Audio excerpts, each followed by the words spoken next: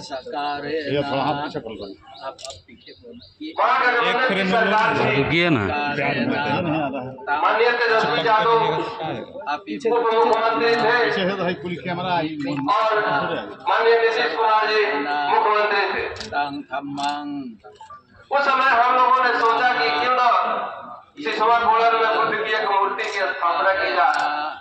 हमने एक छोटी सी कल्पना की, जैसे एक कार्ड हम लोगों ने प्रहलाद प्रसाद महतो जी को दिया तो उन्होंने कहा कि इनको भी दे दीजिए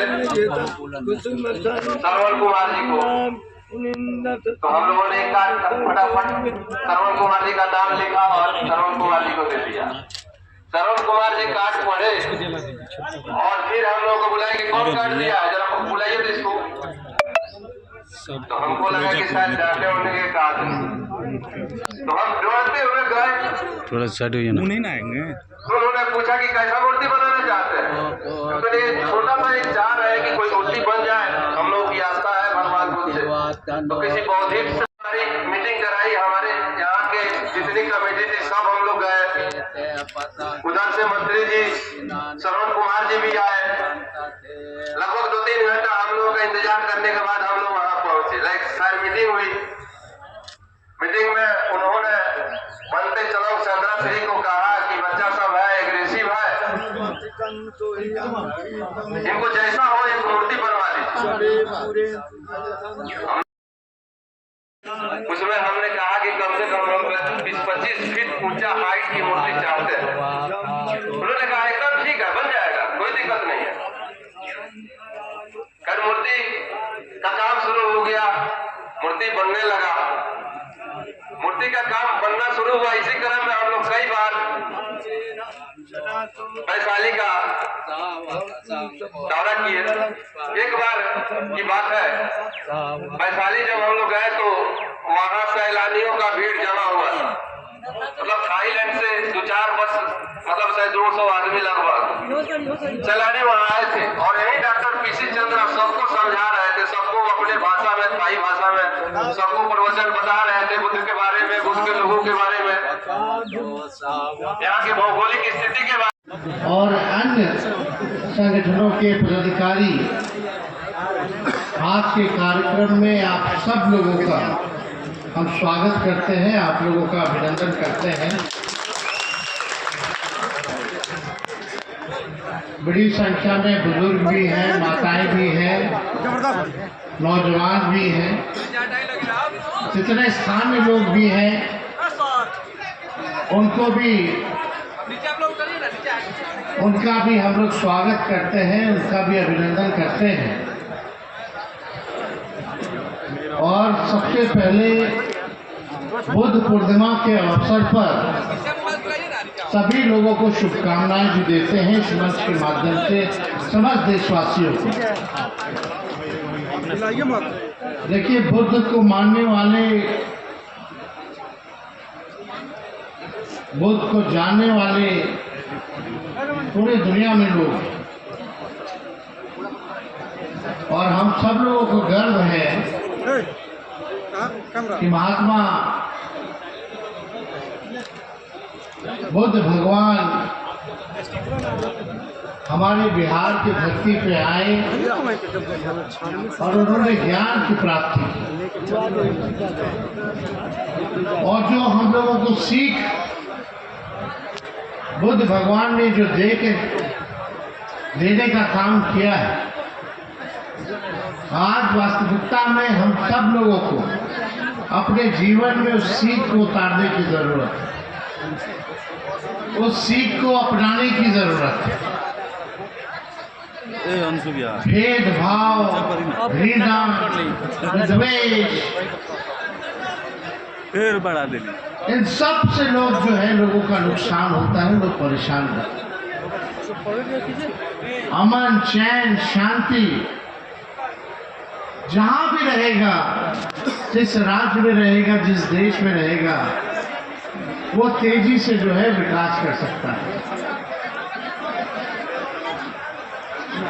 बुद्ध भगवान का आशीर्वाद सब लोगों पर रहे, इसकी कामना हम लोग करते हैं। देश के चाहे प्रधानमंत्री हो या राष्ट्रपति हो, अगर कोई विदेश जाता है तो गर्व से कहता है कि हम बुद्ध जी की धरती से हैं, हम महात्मा गांधी की धरती से। तो आज सभी आयोजकों ने निमंत्रण दिया था कि इस कार्यक्रम में आए और हम लोगों ने स्वीकार किया। और पहली बार हमको एक अवसर मिला आप लोगों के बीच सिसवा कुदार में आने का, आप सब लोगों से संवाद करने का। इसके लिए भी हम आयोजकों को, ऑर्गेनाइजर को और कमेटी को दिल से धन्यवाद देना चाहते हैं। आने में थोड़ा देरी होगी, आप सब लोगों को पता होगा देश में सरहद में तनाव चल रहा है और आज ही जो कश्मीर में हमारे फौजी भाई बिहार के लाल शहीद मोहम्मद इम्तियाज जी, उनका पार्थिव शरीर जो है आज पटना आया और हम सब लोगों ने श्रद्धा के सुमन उनके पार्थिव शरीर पर चढ़ाने का काम किया।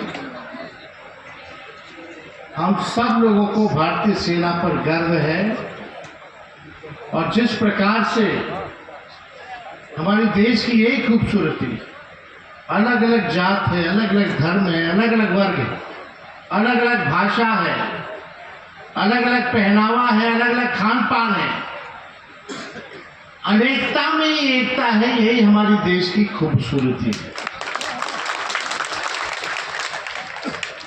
और अपने देश के लिए जिन वीर शहीदों ने देश की सुरक्षा के लिए बलिदान दिया है, आज इस मंच से भी उन सभी लोगों को सलाम और सल्यूट करने का काम करते हैं। देखिए, आप सब लोगों के बीच आने का मौका मिला, ये चंपारण की धरती रही है। गांधी जी यहाँ आए, सबसे पहला आंदोलन शुरू किया, महात्मा गांधी कहलाने लगे। लेकिन आज जो हम सब लोगों के सामने जो सबसे बड़ी चुनौती है, जो असल में मुद्दा है, वो गरीबी का है और बेरोजगारी का है। लोग गरीब हैं, लोग बेरोजगार हैं, महंगाई सबसे बढ़ा हुआ है, सबसे ज्यादा है। आप देखिएगा पलायन, यहाँ के लोग, चंपारण के लोग बड़ी तादाद में जो दूसरे राज्य जाकर के कमाने खाने या इलाज के लिए बाहर जाना पड़ता है।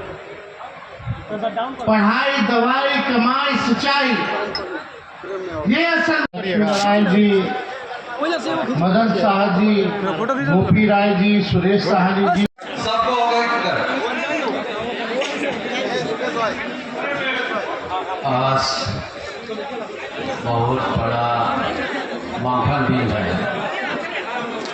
विशाखा पूर्णिमा और कुछ जयंती बोलते हैं, पूरा वर्ल्ड बुद्धिस्ट लोग सेलिब्रेशन है आज। जाता है हम लोग का है पूरा बिहार का है, प्रत्याशी रहे। अब मैं सलोक चंद्रश्री से आग्रह करता हूं कि वो माननीय तेजस्वी यादव को बंशीर जी का सम्मानित करें। हम लोगों की लड़ाई है बेरोजगारी खत्म करने, हम लोगों की लड़ाई है महंगाई को खत्म करो, पलायन को रोको, गरीबी को मिटाओ। जो अंतिम पैदान पे खड़ा समाज है उसको मुख्य धारा में लाने की लड़ाई। आज भी नीति आयोग का रिपोर्ट अगर आप देखें तो पूरे देश में प्रति व्यक्ति आय में सब बिहार सबसे पीछे है। प्रति व्यक्ति किसान के आयों में बिहार जो है सबसे पीछे है, गरीबी में नंबर 1 है, पलायन में नंबर 1 है। आज आप लोगों के बीच आने का मौका मिला है कि मुद्दे के आधार पर जो है अपना निर्णय लेने का काम आप लोग कीजिए। 17 महीने हम लोगों को काम करने का मौका मिला तो 5 लाख लोगों को एक साथ पूरे देश में कहीं नहीं हुआ था, हम लोगों ने 5 लाख लोगों को सरकारी नौकरी दिलवाने का काम किया। जाति आधारित गणना हम लोगों ने कराया, आरक्षण की सीमा को हम लोगों ने बढ़ाया, 65% किया। IT policy, sports policy, tourism policy हम लोगों ने बढ़ाने का काम किया। बिहार में निवेश आए, 50,000 करोड़ का निवेश MOU जो है निवेशकों से हम लोगों ने साइन कराने का काम किया। कई एक काम हम लोगों ने किए स्वास्थ्य के क्षेत्र में।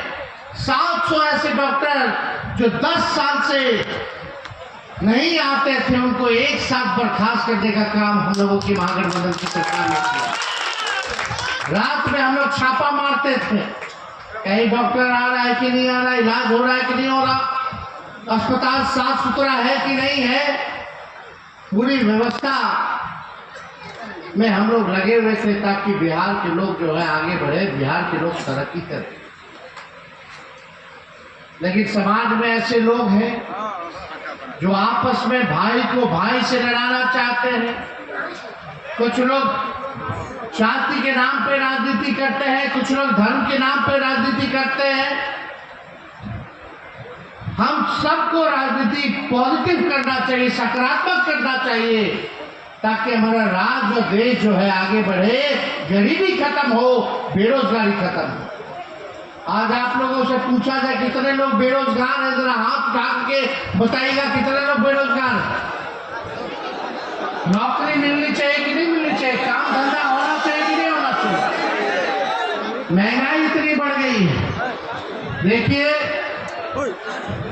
हमको सरकार नहीं बनाना है, हमको बिहार को बनाने का काम करना है।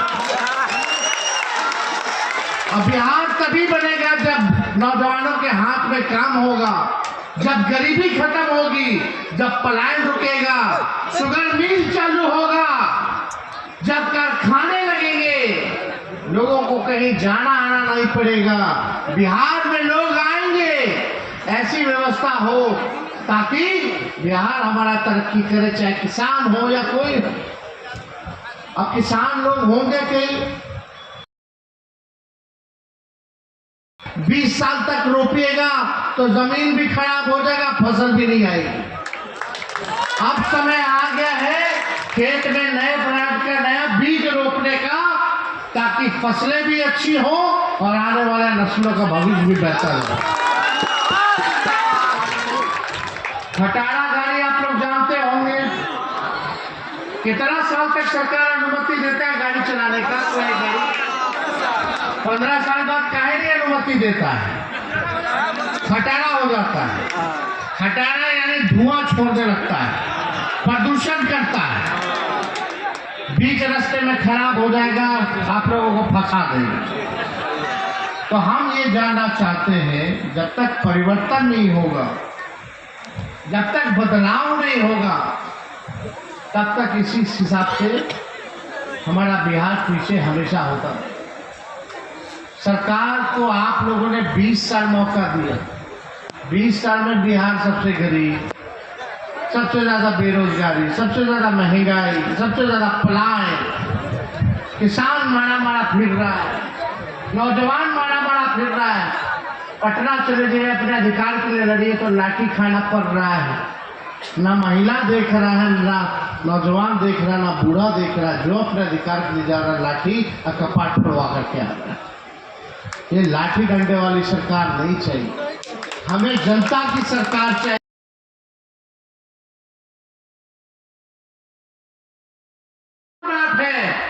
कि बिहार को कैसे आगे ले जाए। हम किसी को क्रिटिसाइज करने नहीं आए, लेकिन जब तेजस्वी बीच में कहता था कि 10 लाख नौकरी देगा, तो कुछ लोग कहते थे कहाँ से लाएगा, अपने बाप के पास से पैसा।